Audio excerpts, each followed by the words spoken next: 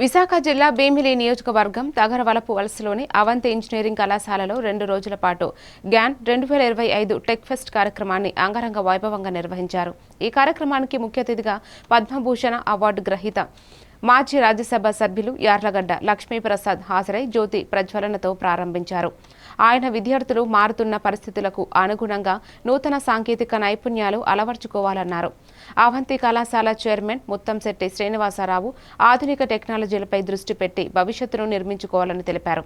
ఈ కార్యక్రమంలో సాంస్కృతిక కార్యక్రమాలు, విద్యార్థులు నృత్య ప్రదర్శనలు ఎంతగానో ఆకట్టుకున్నాయి.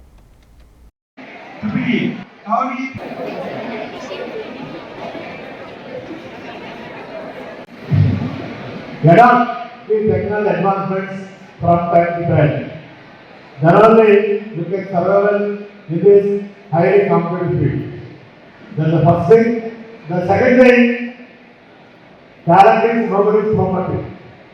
For example, మీరు అందరూ చాలా మంది కవుల్ని, రచయితల్ని, పండితుల్ని చూస్తుంటారు.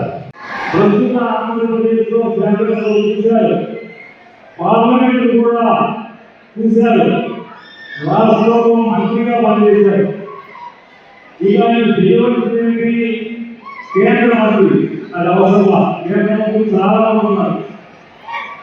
I want Avanti education Avanti university